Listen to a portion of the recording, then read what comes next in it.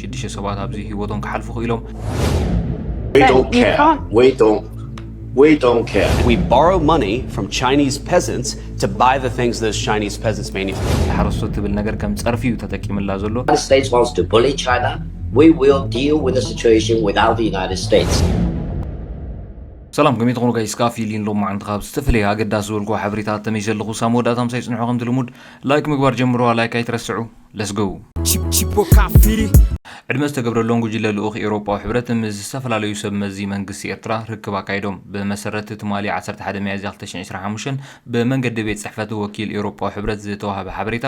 ዕድመ ዝተገብረሎም ጉጅለ ልኡኽ ኤውሮጳዊ ሕብረት ኣስመራ ድሕሪ ምእታዎም ዝምድና ኤርትራን ኣህጉራዊ ኤውሮጳን ንምምሕያሽ ምስ ዝተፈላለዩ ሰብ መዚ መንግስቲ ኤርትራ ዘተዮም ዕላማ ናይቲ ዘተ ንምምሕያሽ ክልታዊ ዝምድና ቁጠባዊ ምትሕጋዝን ሓፈሻዊ ህልው ኩነታት ዞባናን ከባቢናን ቀንዲ ነጥብታት ንምልውዋጥ ዝተወደበ ምንባሩን እቲ ዝተረኸበ ሓበሬታ ይረድእ እቲ ጉጅለ ልኡኽ ንዳይሬክተር ኤውሮጳዊ ሕብረት ኣብ ጉዳይ ኣፍሪቃ ሪታ ላራኒናን ሓላፊ ክፍሊ ዞባ ቀርኒ ኣፍሪቃ ናይቲ ሕብረት ጆናስ ጆንሰንን ዘጠቓለለ ክኸውን ከሎ ኣብ ፈለማ ወርሒ ሚያዝያ ናብ ኤርትራ በፂሖም ምስ ሚኒስትሪ ጉዳያት ወፃኢ ኣቶ ዑስማን ሳልሕ ሚኒስትሪ ዜና ኣቶ የማነ ገብረ መስቀልን ርክብ ከም ዘካይዱ ይዝከር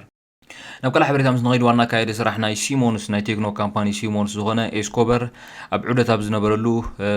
እታ ዝነበራ ሄሊኮፕተር ብምሕምሻሻ ህይወት 6 ሰባት ክሓልፍ ክኢሉ ኣሎ ማለት እዩ ዋና ካይደ ናይ ስራሕ ወይ ሲኢኦ ናይ ሲሞንስ ዝተባሃለ ናይ ቴክኖሎጂ ካምፓኒ ኣብ ዑደት ኣብ ዝነበረሉ እዩ እዚ ሓደጋ እዚ ኣጋጢሙ ማለት እዩ ኣብ ሰማያት ኒውዮርክ ከም ትሪእዎ ዘለኹም ሄሊኮፕተር ስድሩ እንሱን ስድሩን እዮም ኣብዚ ዑደት እዚ ነይሮም ፓይሎት ሓዊስካ እዮም ቶም ዝሞቱ ማለት እዩ ወደቂ 4 ዓመት 5 ዓመት ከምኡን 11 ዓመት 3 ደቁ ከምኡን በዓልቲ ቤቱ ነይሮም ኣብዚ እንሱን ሓዊስካ ከምኡን ፓይሎት ማለት እዩ 6 ሰባት ኣብዚ ህይወቶም ክሓልፉ ክኢሎም ናይዛ ሄሊኮፕተር እዚኣ ምሕምሻሻ ወይ ጠንቂ ክሳብ ዝሕጅዋን ኣይተፈልጠን ከም ትሪእዎ ዘለኹም ግን በቲ ኣብቲ ከባቢ ዝነበሩ ሰባት ዝተሳእለ ኣብ ኣየር ኮላያ ከይወደቐት ኮላያ ተሓምሺሻ ነይራ ወይ ኣብ ክልተ ክትምቀል ክኢላ ነይራ እታ ሄሊኮፕተር ማለት እዩ ናይዚ ምክንያት ክሳብ ዝሕጅዋን መጽናዕቲ እዩ ዝካየድ ዘሎ ወይ ጠንቁ ክሳብ ዝሕጅዋን ብንጹር ኣይተፈልጠን ኣብ ላዕሉን ኮላ ግጭት ኣጋጢሙ ክኸውን ከም ዝኽእል እዮም ዝግምቱ ዘለዉ ናብ ቀላ ሓበሬታ ምስ ንኸይድ ብዛዕባ ብሞንጎ ቻይናን ኣሜሪካን ዘሎ ናይ ንግዲ ኩናት ዝምልከት እዩ ሕጂ እውን እንዳኸፍአ እንዳበኣሰ ዝኸይድ ዘሎ እዩ ናይ ዘን ክልቲአን ዓበይቲ ሃገራት ናይ ታሪፍ ናይ ምውሳኽ ማለት እዩ ክሳብ 85 ከምኡን 125 ብወገን ኣሜሪካ ከምኡን ብቻይና ከዓ ክሳብ 84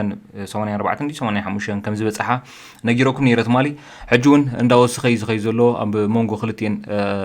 ዝኸይድ ዘሎ ናይ ታሪፍ ወሰኽ ከምኡን ብጀካዚ ናይ ቃላት ኩናት እውን ኣቴና ኣለዋ ዘን ዓበይቲ ሃገራት ኣብ ናይ ቃላት ኩናቱን ኣቴና ኣለዋ ስለዚ እንታይ መስል ክንሪኦ ኢና መጀመርያ እቲ ወሲኾኖ ዘለዋ ታሪፍ ክሪእኩም Earlier this morning, China raised tariffs to 125%, which are going to go into effect tomorrow. That comes after the White House confirmed yesterday's tariffs on Chinese imports are at 145%. ስለዚ ኣሜሪካ ናብ 145% እዮም ይዕብየሞ ዘለዉ እቲ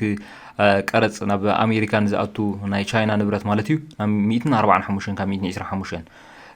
ድሕሪ እውን ቻይና ኻኒ ናብ 125% እዮም ዕብየሞ ዘለዉ ማለት እዩ ስለዚ ብክልቲአን ወገን እቲ ቀረጽ እንዳወስኸ ዝኸይ ዘሎ These are just crazy numbers. That news fueled another steep drop on Wall Street, erasing major gains. ማዓት ክሳራታት ይኸጋጥም ዝኽእል በዚ ኣብ ሞንጎ ኣሜሪካን ቻይናን ዝካየድ ዘሎ ወይ ተን ዓበይቲ ናይ ኢምፖርት ኤክስፖርት ዓበይቲ ወይ ኣብ ቅድሚ ዝስራዓ ሃገራት ክልቲአን እየን ስለዚ በዚ ዝገብሮ ዘለዋ ናይ ክልቲአን ካኒ ብዙሕ ኣብ ማርኬት ክገብሮ ዝኽእል ጽልዋ ኣዝዩ እንዳዓበይ ዝኸይድ ዘሎ እቲ ታክስ እውን ከም ትሪእዎ ዘለኹም ካብ ኣዝዩ ንእሽተይ ዝነበረ ናብ 100 እጥፊ ዳርጋ ዝኸይድ ዘሎ እቲ መጀመርያ ዝተገብረ ናይ ቻይና ሪኢኹም ኢኹም 34 እዩ ነይሩ 35 እዩ ነይሩ ስለዚ ሕጂ በፂሒ ዘሎ 145 እዩ ከምኡን ኣብ ልዕሊ ናይ ኣሜሪካ ኻኒ ናብ 125 ኣብፂሓቶላ ስለዚ ብክልቲአን ወገን ዝኸይድ ዘሎ እዚ ናይ ቀረጽ ነገር ክሳብ ዝሕጂ እዋን እንዳዓበይ ዝኸይድ ዘሎ ወይ ካብ ከቢድ ውግእ ዝኣትዋ ዘለዋ እየን ዝመስላ ናይ ከቢድ ውግእ ናይ ንግዲ ኩናት ማለት እዩ በዚ እውን ናብ ናይ ቃላት ኩናት እውን ኣምሪሒና ኣለዋ በዚ ቀዳማይ ሚኒስተር ናይ ኣሜሪካ ዝተዛረቦ ንብዙሓት ፖለቲከኛት ናይ ቻይና ፖለቲከኛት እውን መልሲ ክህብሉ ተራእዮም ኣለዉ ብሕርቃን መልሲ ክህብሉ ተራእዮም ኣለዉ እዚ ትሪእዎ ዘለኹም መጀመርያ 85 ምስ ገበርዎ ቀረጽ ናይ ቻይና ዝተዛረቦ እዩ ንቻይናውያን ዝተዋሃበ ግብረ መልሲ በቀዳማይ ሚኒስተር ኣሜሪካ ተዛረቡ ከስማዕኩም መጀመርያ We borrow money from Chinese peasants to buy the things those Chinese peasants manufacture. ዝፍለጥ ቻይና ብዙሕ ገንዘብ ከም ትውዳን ኣሜሪካ ፍለጥ እዩ ወይ ከዓ ኣሜሪካ ብዙሕ ዕዳ ኣለዋ ኣብ ቻይና ማለት እዩ ስለዚ ብዙሕ ይዛረብ ዘሎ ብዙሕ ገንዘብ ነምጽ ወይ ብዙሕ ገንዘብ ንልቃሕ ካብ ቻይናውያን ጥራይ ኣይኮነን ኢሉ ዘሎ ሓረስቶት ወሲኽላ ኣሎ እዚኣ ዛ ሓረስቶት ትብል ነገር ከም ጸርፊ እዩ ተጠቂምላ ዘሎ ወይ ከም ምንኣስ ነታ ሃገር እዩ ተጠቂምላ ዘሎ ስለዚ ካብ ቻይናውያን ሓረስቶት ነምጽኦ ገንዘብ ብቻይናውያን ዝፈሪ ንብረት ክንገዝኣሉ ኢና ይዝብ ዘሎ ስለዚ ብሓፈሻ እዚ ኣይድልየናን እዩ ማለት እዩ ካብ ቻይናውያን ልቁሕ ገንዘብ ኣብ ቻይናውያን ዝፈሪ ወይ ኣብ ቻይናውያን ሓረስቶት ዝፈሪ ንብረት ንክንገዛሉ ኢና ስለዚ ኣይድልየናን እዩ ንምባል ዝተዛረቦ እዩ እዚ ኸኒ ብዙሓት ፖለቲከኛታት ናይ ቻይና ኸኒ ግብረ መልሲ ክወሃበሉ ተራእዩ ወይ ካብ ሕርቃን ግብረ መልሲ ክህብሉ ተራእዮም ኣለዉ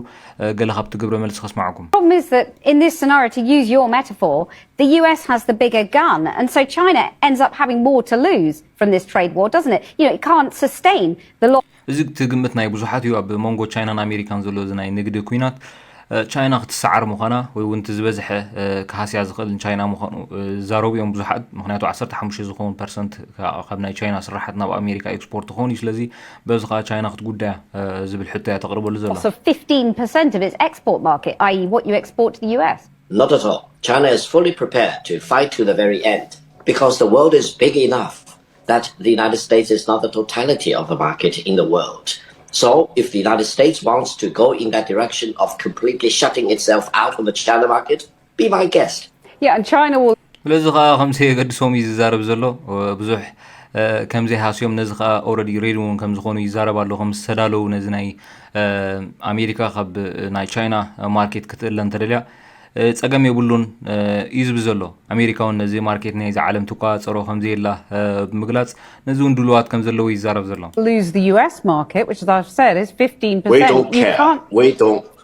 We don't care. China has been here for 5,000 years. Most of the time, there was no United States, and we survived. And if the United States wants to bully China, we will deal with the situation without the United States. And we expect to survive for another 5,000 years.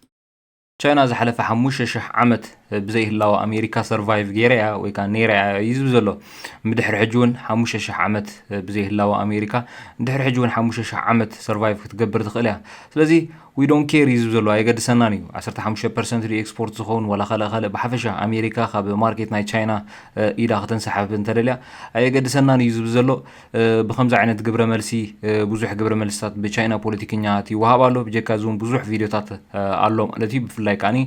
ነቲ ሓረስቶት ዝብል ሽም ብምሃብ ቀዳማይ ሚኒስትር እውን ወይ ካብ ልዕሊኦም ዘሎ ንዕቐት ብምዝራቡ ጥራይ ብዙሓት ፖለቲከኛታት መልሲ ክህቡ ተራእዮም ኣለዎ ማለት እዩ ስለዚ ናበይ ክኸይድ እዩ ናይ ዘንክልቴን ዓበይቲ ሃገራት ናይ ንግዲ ኩናት ኣበይ ክበፅሕ እዩ ዝብል ክንርኢ ኢና ሰዝጋስ ነይሮም ዓንቲ ቪድዮ ዝመስል ነይሩ ክሳብ ዝቕፅል መደብ ሰላም